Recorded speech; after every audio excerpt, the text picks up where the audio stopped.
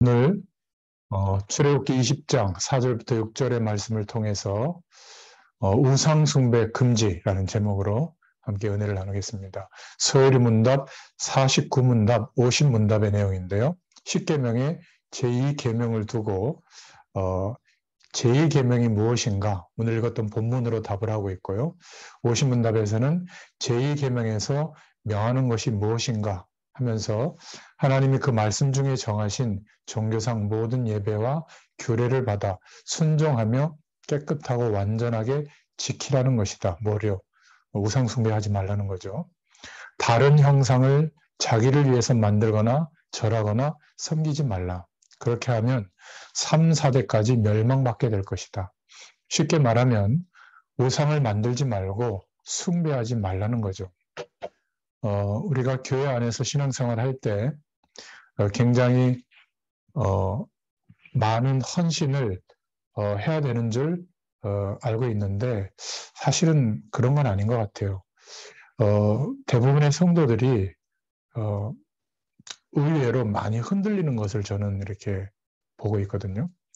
흔들리고 있다고 말은 안 해요. 그런데 어딘가에 막 집착하고 스트레스 받고 막 너무 힘들어하고 막 이렇게 끝난 것처럼 생각하는 사람도 있고 왜 그럴까?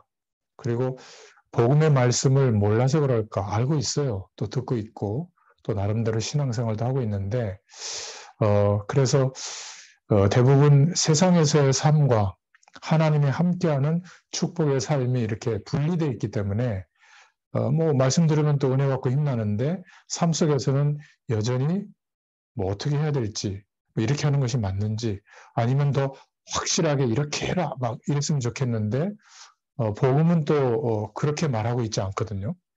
하나님께 영광이 되면 해라. 하나님께 영광이 되지 않는데 굳이 그렇게 살 필요가 있냐. 근데 그 영광이 되는 기준도 각자의 믿음에 따라서 또 달라지거든요. 그러니까 정확한 기준이 뭔가에 대해서 굉장히 궁금해하고 또는 헷갈리고 이런 것들을 봅니다. 그래서 여러분들은 꼭 이렇게 한번 실천을 해보세요. 아마 하고 계실 텐데 반드시 하루에 한 번 이상은 이런 시간이 있기를 바랍니다. 첫 번째가 뭐냐면 하나님의 말씀이 이번 주간에 내게 어떻게 임하고 있고 말씀하고 있는가를 생각하고 묵상하는 시간이 있어야 돼요. 그래서 내가 경험했던 거, 알고 있던 지식 이런 것으로 움직이잖아요. 물론 뭐 나쁜 건 아니지만 하나님의 말씀에 비춰보고 생각해보고 기도한 어떤 그 방향을 통해서 잘 모르겠는데 하면서도 뭔가 말씀을 자꾸 생각해보고 하나님의 말씀이 내게 임한 거잖아요. 주일날 예배 드릴 때. 그 말씀을 생각해보고 묵상하는 시간을 꼭 가져보기를 바랍니다. 그러면 깨닫게 해주시는 게 있어요. 목회자들이 설교하는 거에 은혜 받는 거 말고 그건 당연히 은혜가 되죠. 은혜 안 되도록 말씀하는 분이 누가 있겠어요. 그 말씀을 통해서 성령 하나님이 내 심령 가운데 깨닫게 해주시고 부딪히게 하시고 조명해 주시는 내용이 있어요. 이거는 말씀을 생각하고 상고해 보지 않으면 묵상해 보지 않으면 알 수 없는 내용입니다. 강의 내용을 요약해서 붙잡는 게 아니에요. 설교는. 그러니까 내 심령 안에 부딪혀 들어오도록 성령 하나님께서 감동해 주시는 성령의 역사가 일어나거든요. 이 은혜를 입는 시간이 반드시 있어야 됩니다. 하루에 최소한 한 번 이상. 그러면 그 말씀을 통해서 한 주일 동안의 내 삶에 어떻게 하나님이 영향력을 주셨는지, 응답을 주셨는지 알게 돼요. 그것을 이렇게 이제 복음 때문에 만나는 모임이나 교회 안에서 만나는 성도들과 말할 수 있다면 굉장히 중요한 영적인 일이 일어나요. 머리 어디 가면 잘하고 뭐 피부과 어디 가면 좋고 뭐 자녀 학원 보내는데 어디가 좋고 어디 여행지가 좋고 뭐 많은 얘기를 하는데 지난 주간에 하나님이 우리에게 나에게 주신 말씀을 통해서 이런 말씀이 깨달아지고 은혜가 됐다.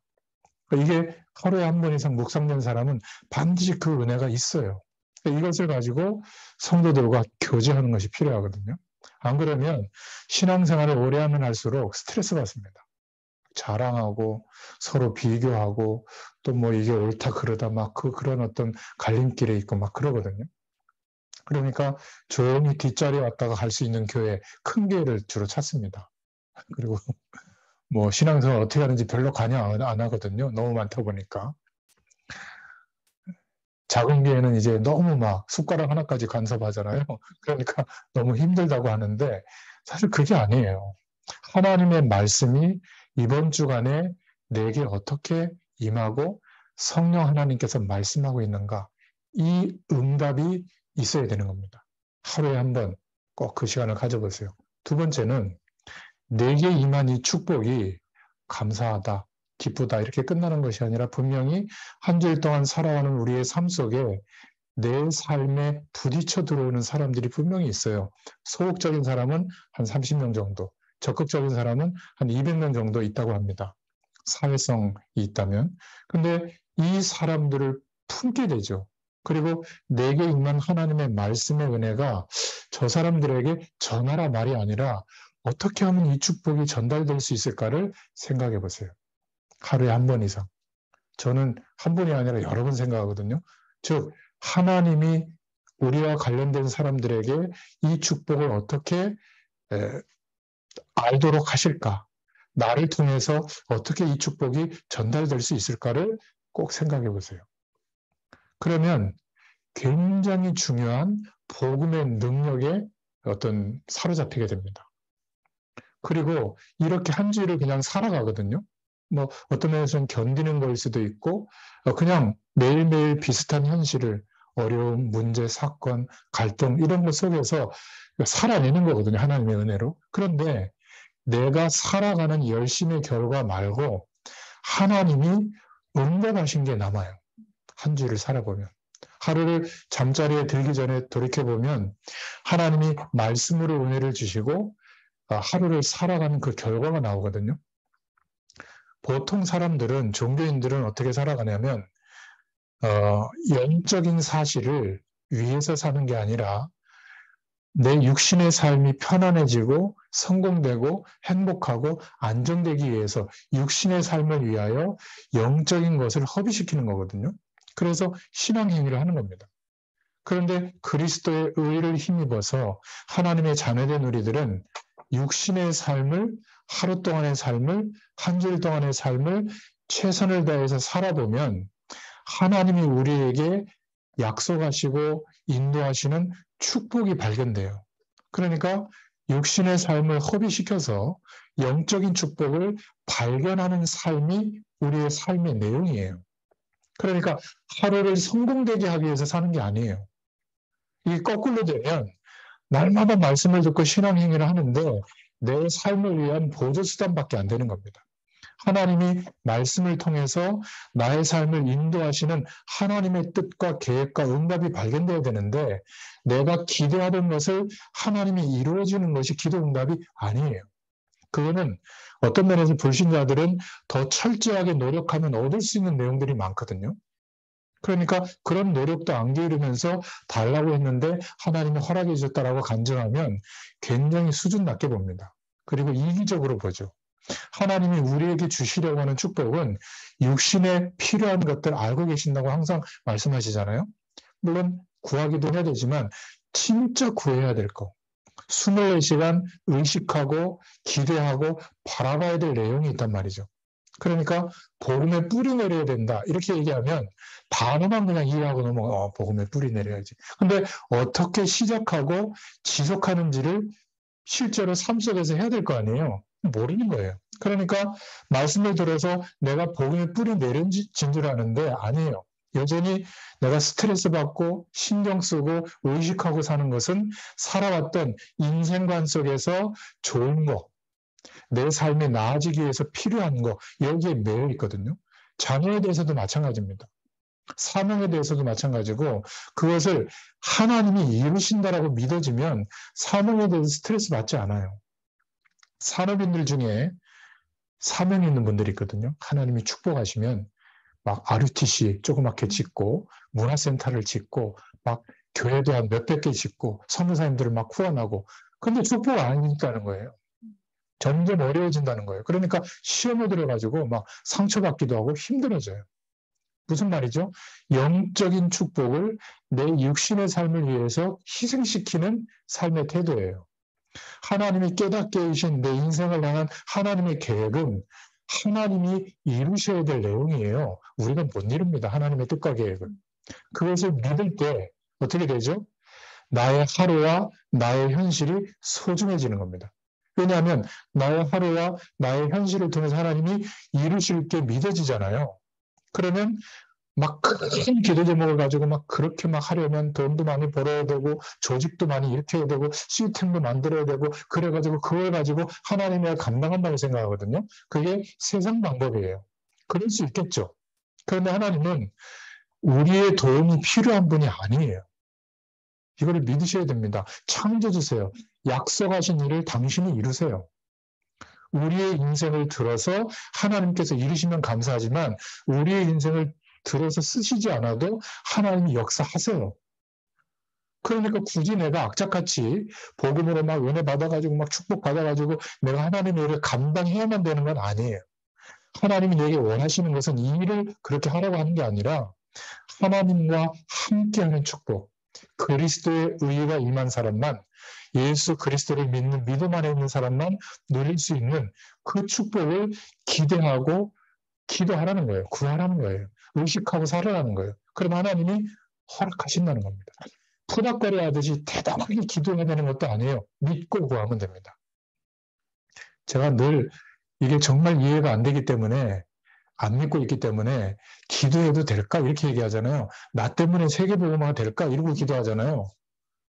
세계복음화 막 이렇게 하면서도 사실은 안 믿어요. 현실을 보고 나를 보면 그냥 내가 하나님 축복해 주시면 몇 명 내 주변에 있는 사람들 좀 복음으로 도와주고 선교사님 한두 분 도와주고 이 정도예요. 실제로는 안 믿고 있다니까요. 불신앙하고 있어요.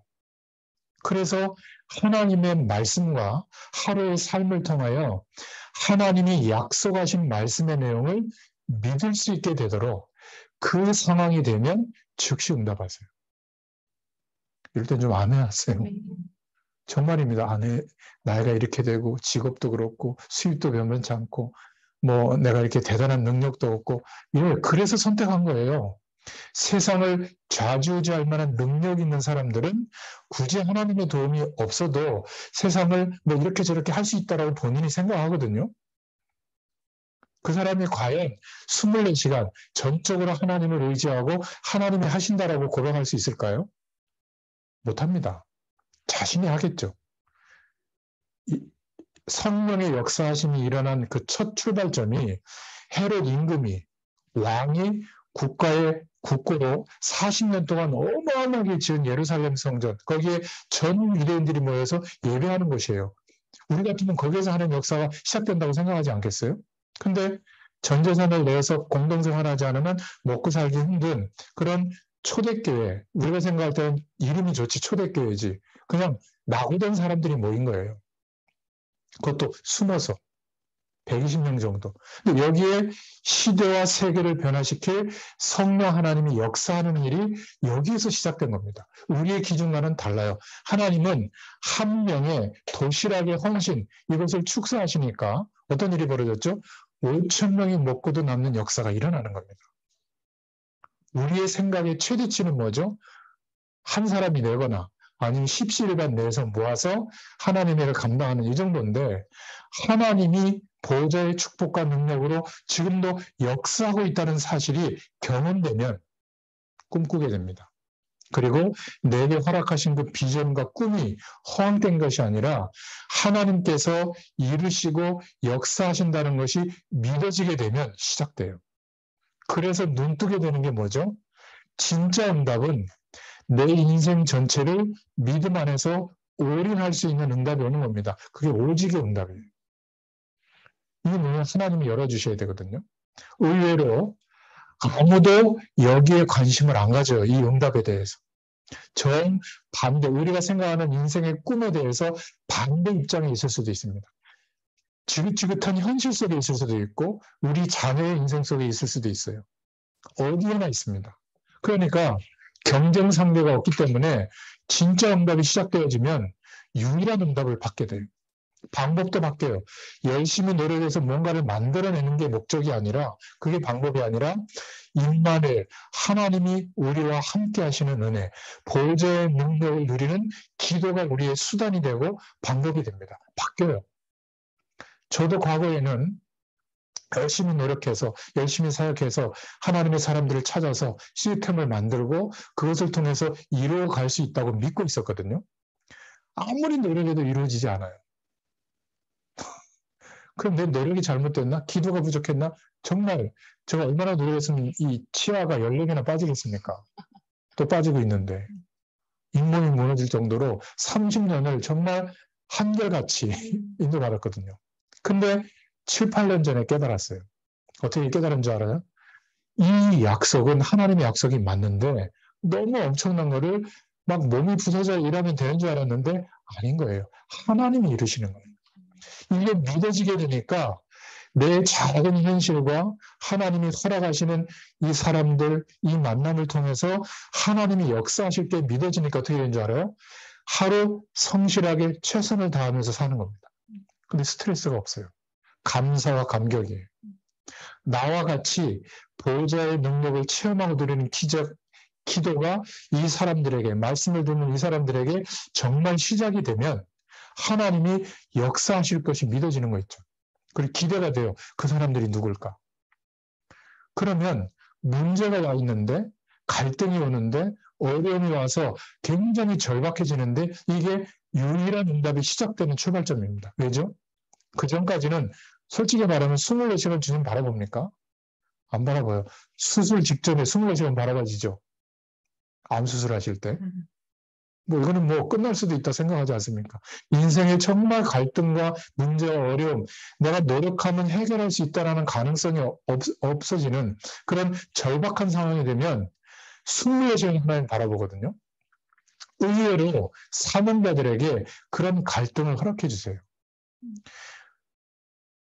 저는 감리교단에서 목사 안수를 받았고 장로교단에서 이렇게 사역을 할 줄은 몰랐어요. 근데 복음 때문에 내 생을 드리기로 결정하고 난 뒤에 최선을 다했는데 교회를 그만둬야 될 상황이 됐어요. 그러니까 뭐 저 아르바이트는 할 수 없잖아요. 목회자가 하나님의 것으로 산다고 목사 안수 받을 때 막 결정을 했는데 근데 마음은 떨리는 거예요. 아이가 있는데 이제 갓난아이 있는데 첫 애가 있는데 어떻게 살아야 될지 말이야. 불 하나 켜는 것도 막 무섭더라고. 뭐 전기료는 어떻게 내고 수입이 하나도 없으니까.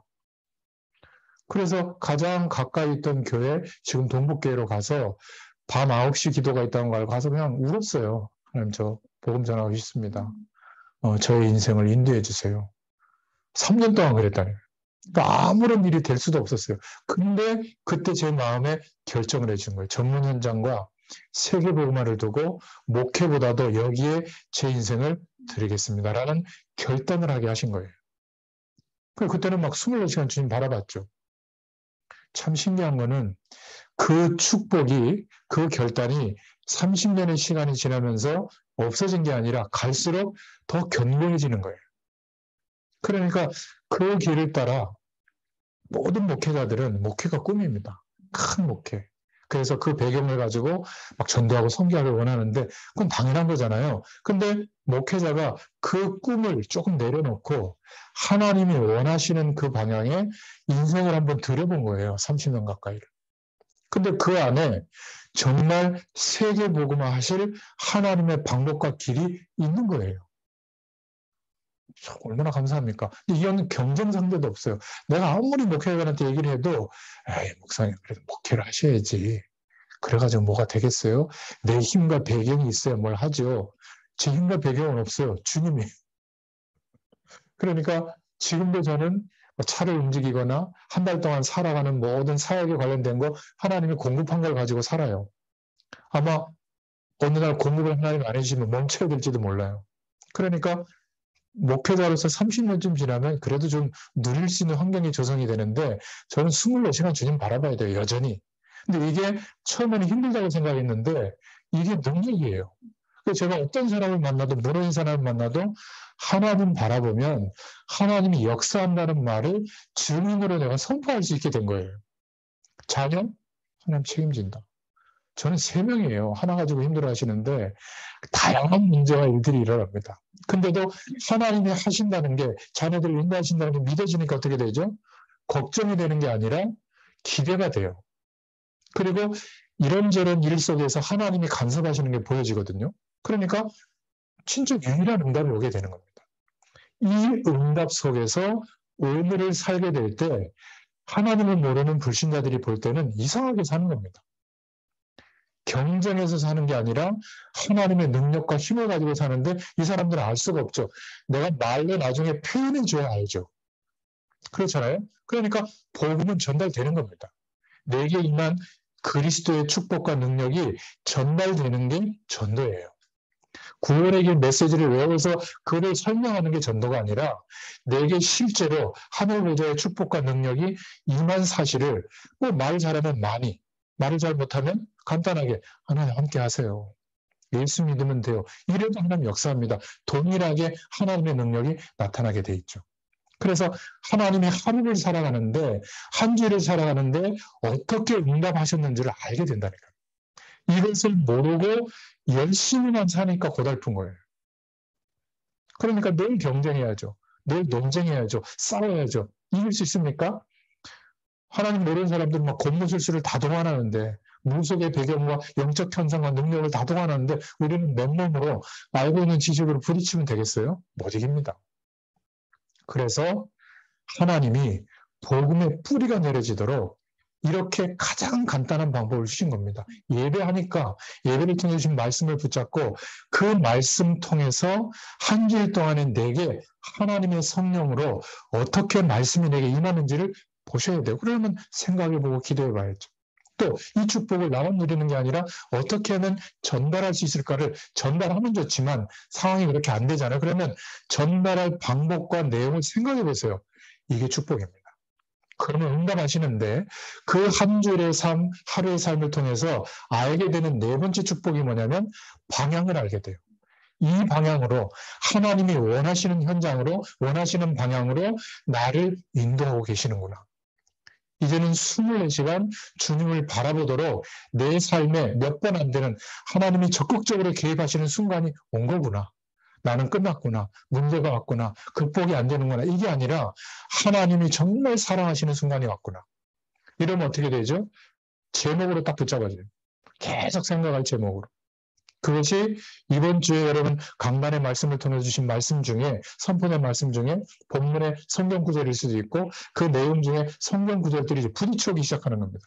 하나님의 말씀과 함께 성령 하나님이 인도하시는 방향이 아멘으로 이제 응답이 되거든요. 이게 한 주 한 주 싸우면 흔들리지 않는 믿음의 사람이 됩니다. 이걸 보고 복음의 뿌리 내려지는 삶으로 하나님이 인도하신다, 이렇게 표현할 수 있는 거거든요. 그러니까 너무 거창하게 막 이렇게 막 집회 메시지나 막 너무 목회자들의 막 강력한 메시지 이런 걸 쫓아가려고 그러면 못합니다. 그거는 그 목사님들의 수준이거든요. 믿음의 수준이에요. 여러분들 그렇지 않잖아요? 그렇게 될 수 없습니다. 여러분 주머니를 하나님 다 책임진 거 믿어요? 그럼 아마 일 안 해드렸고요. 제가 어느 날 믿어져가지고 진짜 막 아껴 쓰지 않고 막 쓰고 막 하나님 어차피 채울 건데 이러니까 빚진 상황이 되더라고요. 그런 기쁨이 아니에요. 정말 100% 하나님의 것으로 사는 믿음이 되면 정말 상관없습니다. 그런데 그렇지 않으면 어떻게 되겠어요? 콤사하고 살아야죠. 그리고 나머지 모든 것들을 하나님으로부터 공급받는 그런 믿음을 자꾸 키워나가야 되죠. 그게 바로 헌금이고 헌신이잖아요. 그죠? 복음의 뿌리가 내려질 수 있기를 축원드립니다. 그래서 하루에 한 번 이상 하나님이 나에게 허락하신 말씀이 어떻게 내 삶에 임하고 있는가를 생각해보고 은혜를 누리셔야 됩니다. 전도를 고민해보세요. 방법을 생각해보세요. 못해도 돼요. 그러면 하나님이 응답하시거든요. 이 내용이 있어야 다른 사람에게 영향을 줄 수 있는 사람이 됩니다. 그리고 성령께서 인도하시는 방향이 명확해져요. 초대교회가 이렇게 모였던 겁니다. 초대교회는 이 내용을 가지고 만나면 포럼했던 겁니다. 그런 은혜가 있기를 축원드립니다. 그래서 보좌의 능력을 누리는 기도, 이것을 조금 구체화시키면 말씀, 전도, 응답에 대한 축복을 가지고 하나님이 인도하시는 방향으로 날마다 인도받는 것, 그리고 믿음의 고백을 하는 것, 이것이 쌓이면 이제 시공간을 초월하는 하나님의 능력을 경험하게 됩니다. 이러면서 주일날 교회 가서 예배드려 보세요. 목회자의 어떤 부족한 모습, 교회의 부족한 모습 문제되지 않습니다. 하나님의 살아 역사하는 은혜를 누리게 돼요. 이 축복이 있기를 축원드립니다. 우리 주변에서도 내가 이 축복을 슬슬 말하고 고백하기 시작하면 하나님의 사람들, 하나님이 구원 주시기로 작정된 자들을 내 삶 안으로 점점 이렇게 만나지게 하시는 겁니다. 이런 은혜를 허락하실 줄로 믿습니다. 그런데 영적 원리를 말씀하고 있는 내용이 있다 그 말입니다. 그게 10계명의 1계명부터 4계명인데 오늘 2계명에 왜 하나님은 우상 숭배를 금지했을까? 우리는 알고 있지만 대다수의 사람들이, 신앙인들조차도 우상 숭배가 얼마나 무서운지를 모르고 있는 겁니다. 정말 우상 숭배, 하나님이 왜 금지하시는지를 이해하고 우상에 대해서 무너뜨릴 수 있는 권세가 우리에게 이미 있다는 것을 알고 이 축복을 사용하기 시작하면 하나님의 역사하심이 시작됩니다. 여러분, 학생들 먹이는 급식이 잘못돼가지고 문제가 생기면 난리가 나지 않아요? 이 비가 올 때 막 공장에서 폐수를 버려서 강이 오염되고 고기가 죽으면 난리 나지 않습니까? 영적인 부분도 똑같아요. 무엇 때문에 하나님이 우상숭배를 금지하는가? 우상숭배를 금지하는 정도가 아니라 우상숭배하는 3, 4대까지 망할 것이라고 했는가? 또 하나님은 이거 가지고 질투하신다고 했거든요. 이 질투의 투자는 막 여성분들이 화나가지고 여자가 돌멩이 던지는 그 투자예요. 공격하는 투자. 그래서 젊은 여성분들은 나만 사랑해달라고 하죠. 안 그러면 막 질투하잖아요. 중년 여성분들은 다른 거 신경 쓰지 말고 일이고 뭐고 나만 사랑해줘라. 더 적극적으로 하는데 노인 할머니 분들은 어떻게 하시냐면 다른 거 다 필요 없고 나한테 재산 다 남겨라. 그거 안 하면 다 질투하고 막 돌멩이 던진다. 하나님은 그런 질투가 아닙니다. 망하지 말라는 거예요. 뭔가를 하나님께 달라는 게 아니라 망하지 않도록 영적 원리로 말씀하시는 거예요. 그것도 절대로 우상숭배하지 마라. 3, 4대까지 망한다. 왜죠? 우상숭배할 때 우리는 알고 있잖아요. 사단의 전략이 나타나는 겁니다. 그리고 우상숭배할 때 귀신의 역사가 일어나는 거예요. 우리의 역사 속에서도 과거에 일제가 우리 식민지를 삼았을 때 신사를 참배하도록 했는데 그건 뭐 지금 잠깐 하면 어떠냐? 아니에요. 나라 전체가 흑암 세력에 붙들려서 주변 국가들을 막 장악해서 군비를 확장하고 전쟁을 일으켜서 사람들을 죽이는 엄청난 일들이 재앙이 벌어지는데 앞장서는 영적인 일이 뭐냐면 우상숭배예요. 신사참배입니다. 다 했다니까요. 저 고신 즉 몇몇 목사님들 빼고. 그래서 하나님의 한국교회와 한국 나라를 축복하시는 것은 그때 목숨을 걸고 숭배하면서 하나님의 신앙을 고백한 거예요. 하나님이 그것을 기뻐 받으신 겁니다. 지금은 어떤가요? 너무 교회가 세속주의와 하나가 돼버렸어요. 세상에서 성공하는 게 하나님의 복이라고 자꾸 얘기하는 겁니다. 아니에요.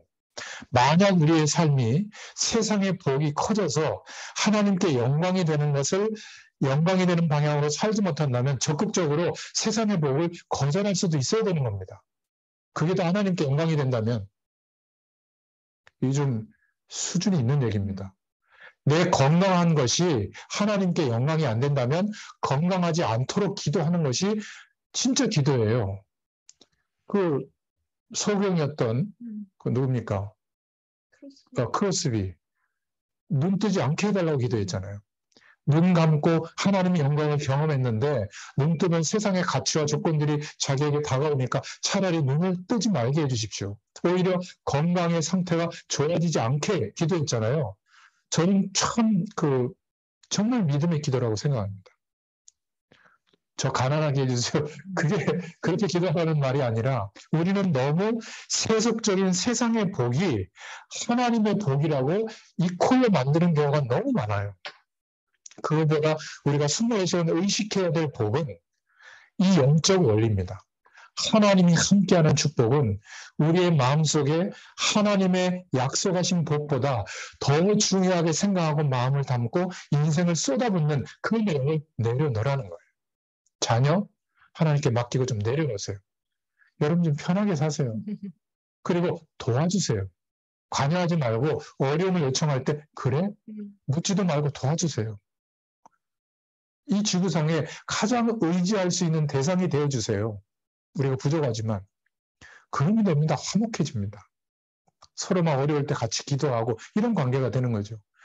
여러분들, 저와 여러분들 얼마나 똑바로 잘 삽니까? 네? 훨씬 훌륭한 부모님들 얼마나 많아요. 우리 아이들이 그 부모님을 견뎌가지고 그따위로 살을 내어가고 우리한테 손가락질하면 어떻게 할 거예요? 지금 성공하기 위해서 노력할 겁니까? 저는 아예 자폭했어요. 나는 B급 인생이다. 그러나 주님을 바라보니 B급 인생도 만족이 오더라. 너희들도 주님 바라봐라. 너희들의 성격, 삶의 태도, 내용 문제 삼지 않겠다. 왜냐하면 내가 그렇게 살았는데 하나님의 은혜로 사는데 너희들도 하나님 바라보라. 이게 통하더라니까요. 결정적 순간에 힘들어할 때 이 내용을 얘기하니까 하나님 바라보기 시작하는 거예요. 이게 얼마나 축복인지 모릅니다. 사단의 역사와 귀신의 역사가 일어납니다. 그래서 우상 숭배하지 말라는 거예요. 국민 전체를 통치하는 방법으로 신사를 만들고 우상을 숭배하게 만드는데 역사를 보면 똑같아요. 로마가 세계를 정복하는 방법이 제우스 신상을 만들고 그 이론들을 만들어가지고 세계를 장악하죠. 바벨론이라는 나라도 결국 느부갓네살 왕의 신상을 만들고 우상 신전으로 나라를 장악하는 겁니다. 고대 근동 국가를 장악하는 거죠. 그러니까 신사에 뭐 가서 절하는 게 거기에 뭐가 문제냐? 거기 영웅들을 모셔놨는데 전쟁 영웅들 그들의 논리거든요. 아니에요. 또 전쟁을 일으킬 만한 귀신의 영을 나라 전체가 받는 겁니다. 우리는 여기에 대해서 흑암을 꺾어야 되는 거죠. 특히 일본을 향해서 기도할 때마다. 이거만 있습니까? 태국 어마어마한 우상국가죠. 아니 무슨 환생을 하면 제일 잘하는 게 개로 환생하는 거래요. 길거리에 개판이에요. 그 명승지 그 절 같은 데 가보면 몇십 마리가 누워 있습니다. 그 절에. 아무도 안 건드려요. 소가 신의 경지에 올라가 있잖아요. 신의 자리에. 그러니까 소를 숭배하니까 굶어 죽는데 소를 안 잡아먹어. 너무 안타까워요. 그런 나라들마다 이상한 재앙, 후대들의 재앙, 정신문제 심각하죠. 영적 문제가. 태국에는 승용차를 몰고 다니는 여성들은 미안하지만 몸 파는 여성들이래요. 그것 말고는 그렇게 성공한 사람들이 없다는 거예요. 사단의 주특기는 속임수입니다. 똑같이 속이죠.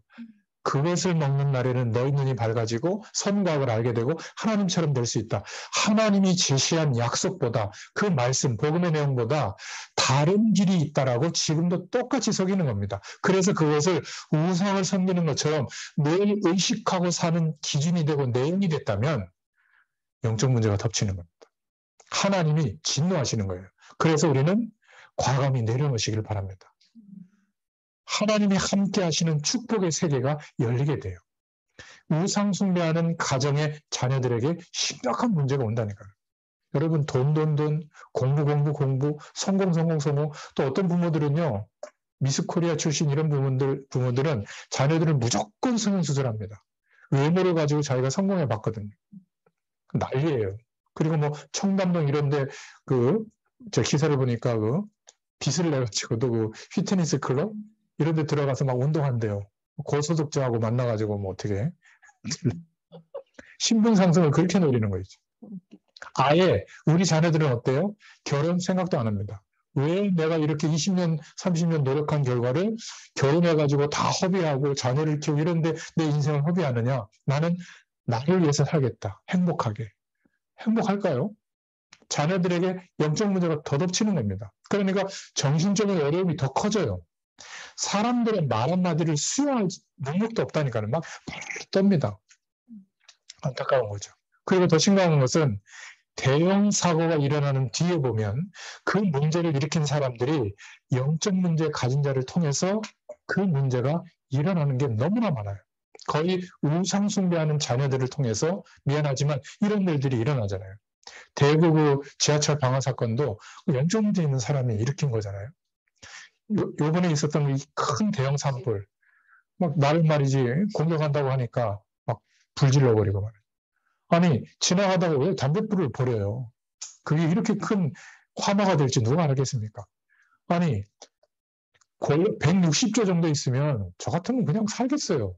근데 전쟁을 일으켜가지고 막 세계에 막 패권을 갖는 막 전제 군주가 되려고 하는 그런 욕심 때문에 저 무고한 우크라이나 백성들, 저 러시아 백성들 얼마나 고통당합니까? 전세가 지금 어려워지고 있거든요. 이런 대형 사고를 일으키는 그 배후에 우상숭배를 극심하게 하는 후손들이 있다는 거 기억하셔야 됩니다. 그래서 성경에는 오늘 우상숭배하지 말라가 아니라 절대 하지 마라. 이게 지금 전 세계 문제로 뻗어 들어가고 있는 겁니다. 아니, 목사님, 지금은 그런 우상숭배하지 않는데요? 아니에요. 종교적인 신전은 만들지 않지만 하나님 없어도 살만한 문화, 사상, 흐름은 더 급속하게 번지는 겁니다. 대표적인 게 결혼 안 하고 나만을 위해서 산다고 하는 게 어디서 나온 줄 알아요? 네 자신이 중요하다. 신은 없다. 세계는 우리 인간이 노력하고 최선을 다하면 더 좋은 쪽으로 상향되게 돼 있다. 이 이론이 뉴이지 이론이에요.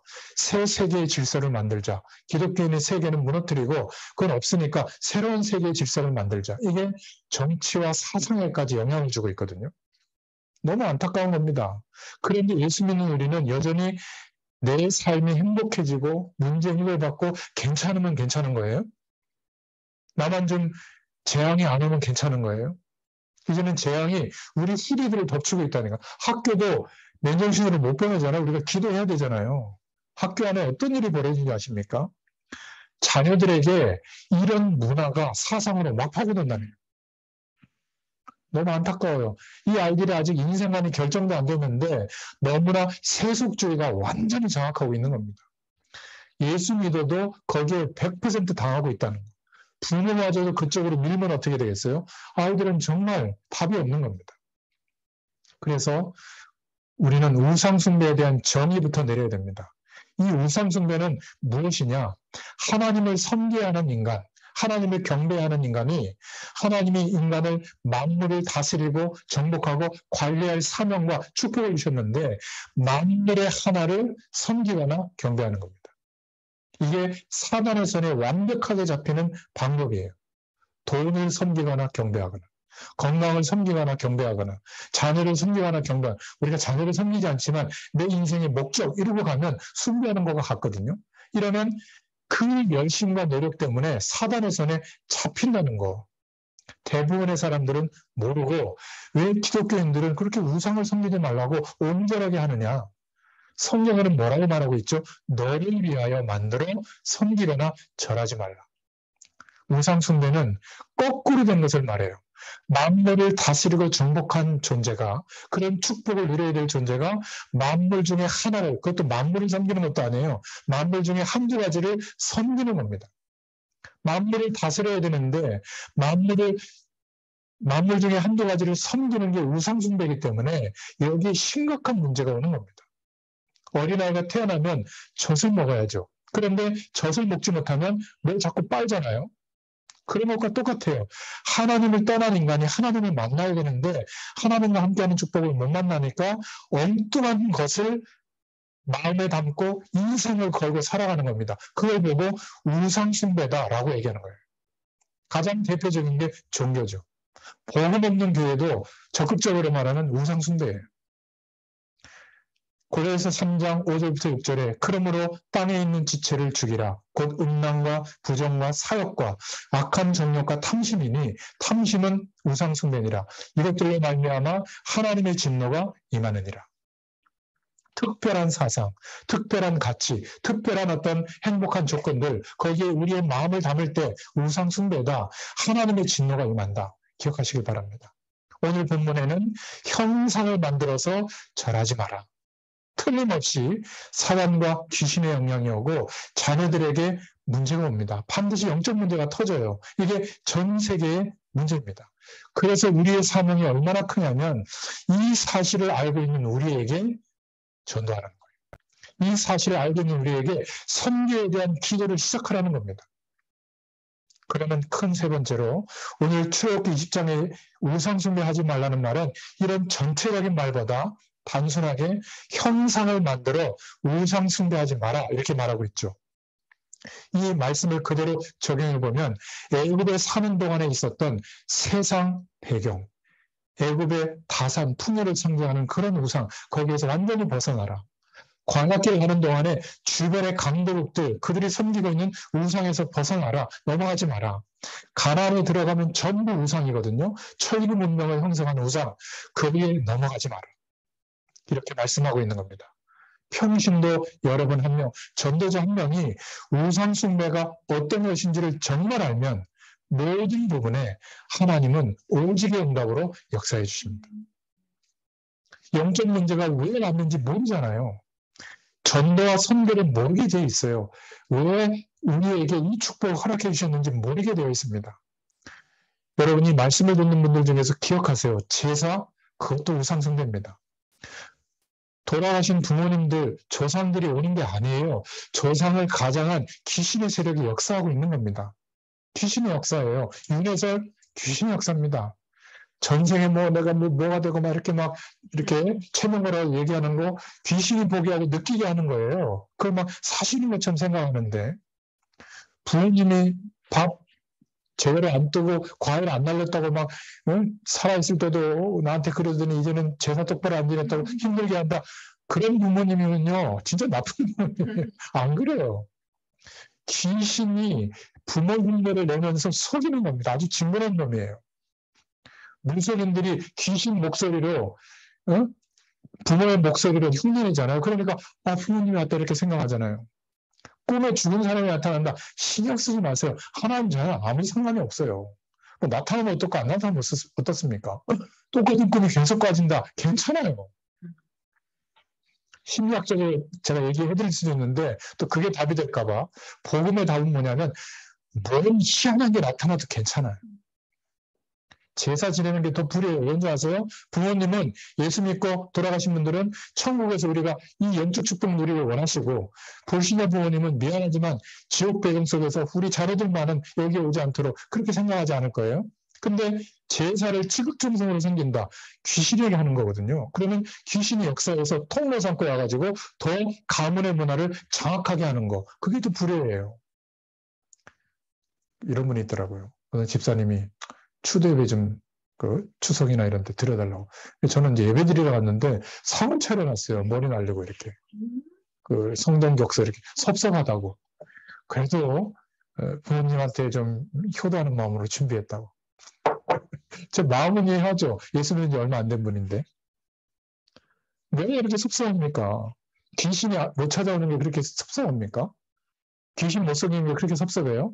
그러면 제사 지내는 그 시골집에 가지 말아야 됩니까? 가세요. 그리고 고백 가세요. 저는 예수 믿기 때문에 저 같은 건 하지 못하겠습니다. 이해해 주세요. 저희 새벽마다 우리 가문과 가정을 위해서 기도합니다. 이러고 더 일찍 가서 확 설거지도 하고 음식도 돕고 제사 지내는 음식 그거 하면 돼요. 상관없어요. 맛있게 드세요. 기도하고 드시면 돼. 그리고 싸주는 거 받아오시고 남들 많이 적게 싸주면 형제들한테 양보하고 그리고 그 제일 맏형수님이라고 하나? 그 형님한테는 10만 원 더 챙겨서 수고하셨어요. 목욕이라도 하세요. 이러면요. 그 다음 제사 지낼 때 막 집안 어른이 막 아유 저 예수 믿는 것 때문에 이렇게 얘기하면요. 놔둬라. 부모님한테 용돈 조금만 더 드려보세요. 종교는 자유다. 큰 형님이 보호해 줄 거예요. 놔둬요. 뭐 잘하는데 이렇게. 그러면서 집안에 이렇게 쳐다보면 30%는 예수 믿으면서 다 절하고 그냥 주눅들어 있어요. 그 우상 문화에. 조용히 기도하면서 한 세대가 지나가기 전까지 한 30년 걸리거든요. 다 복음할 기도를 하세요. 하나님 역사해 주십니다. 저는 그런 현장들 많이 봤어요. 가정들. 이게 더 적극적으로 우리가 제사 문화를 바꾸는 거지. 괜히 가서 이거 귀신에게 하는 거예요. 막 이러면서 전화로 막 그렇게 하고 안 가고 말이지. 그건 진짜 희한하게 불효하는 겁니다. 기억하세요. 내가 너희를 부른 것은 함께 있게 하시고 또 보내사 전도도 하며 귀신을 여쫓는 권능도 있게 하려 하심이라. 그리고 누가복음 10장 19절에도 보면 내가 너희에게 뱀과 정갈을 밟으며 원수의 모든 능력을 제어할 권능을 주었으니 너희를 해칠 자가 결코 없으리라. 이사야서 40장 1절부터 31절에도 보면 이렇게 말하고 있어요. 사람이 돈이 많으면 금으로 우상 형상을 만들고 없으면 은으로 만들고 가난한 사람은 나무로 만드는데 그게 뭔 하나님이냐. 나무로 만들어놨는데 넘어질까봐 못을 박아놓고 밑에 받침대를 하는데 그렇게 넘어지는 것도 해결 못하는 그게 무슨 신이냐. 그런데 어리석게도 자기가 만들었고 거기다 복 달라고 막 절하고 빌어요. 응답이 안 오느냐? 와요. 이게 문제입니다. 그게 귀신의 역사입니다. 이거를 알도록 알려줘야 돼요. 응답이 오는데 어떻게 돼요? 영적으로 사로잡혀요. 24시간 생각하는 그런 틀에 갇히게 되는 겁니다. 우리는 아무 문제될 게 없어요. 이 악한 영들의 장난이 전 세계적으로 확산되고 있다는 거. 대만, 일본, 대표적으로 몽고 같은 데는 신이 3억이나 있대요. 그 후대들이 어떻게 되겠습니까? 태국 뭐 말할 것도 없고 동남아를 비롯해서. 그래서 오늘 결론입니다. 우리의 사명이 얼마나 큰가를 확인해야죠. 하나님께서 가장 우리에게 원하시는 일이 무엇인가?